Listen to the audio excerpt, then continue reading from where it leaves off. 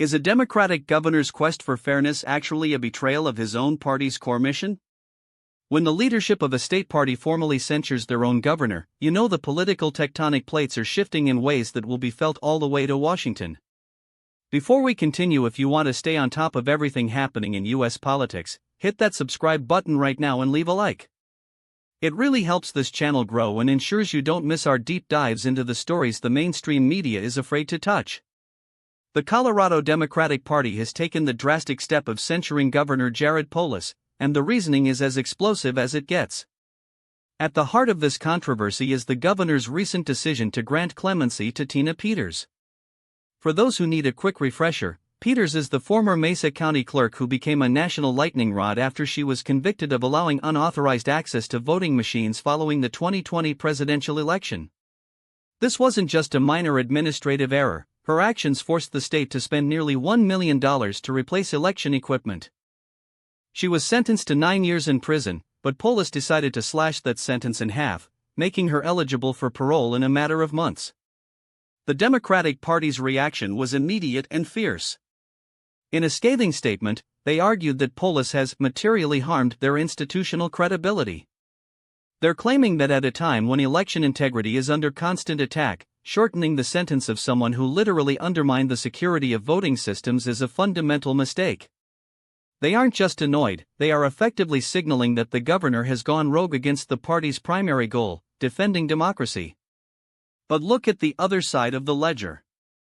Governor Polis' team is painting a very different picture.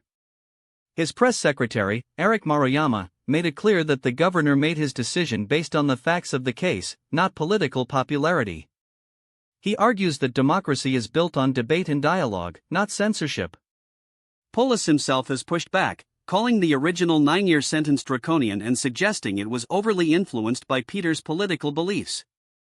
His argument is that criminal sentencing shouldn't be a tool to punish someone for their views, no matter how inaccurate or unpopular those views might be. This isn't just a local spat, this is a full-blown crisis for the Democratic establishment. Look at Senator Michael Bennet, who is eyeing a run for governor. He hasn't held back, publicly stating that this decision would effectively disqualify Polis from being considered for an open Senate seat. That is a massive statement. When you have high-ranking members of the party openly suggesting that a two-term governor is essentially radioactive for future office, you're looking at a serious fracture in the party's foundation. What does this mean for the future of the Colorado Democratic Party? On one hand, you have a segment of the party demanding absolute ideological purity, especially regarding anything related to the 2020 election fallout.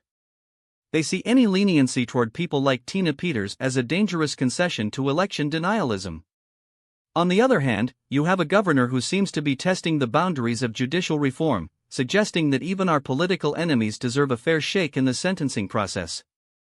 Is this a case of a governor trying to maintain his independence, or is it a catastrophic political miscalculation that will haunt his legacy? The optics for the party are undeniably difficult. They are currently struggling to prove that their elections are secure, and then they have their own governor providing a lifeline to one of the most prominent figures accused of compromising that exact system. So what do you think about this? Was Governor Polis right to shorten the sentence based on his view of fairness, or did he fundamentally betray the people who elected him by softening the blow for an election denier? I want to hear your take. Drop your opinion in the comments below. I read every single one, and I'm really curious to see how you balance the idea of criminal justice reform against the need for accountability in our democratic institutions. This story is evolving rapidly, and the fallout between Polis and his party is likely just beginning. We are going to be tracking every move in this internal party revolt as it develops. Stay tuned, because if this tells us anything, it's that the battle for the future of the Democratic Party is playing out in ways that nobody predicted, and the ripples of this decision in Colorado are only just starting to spread across the country.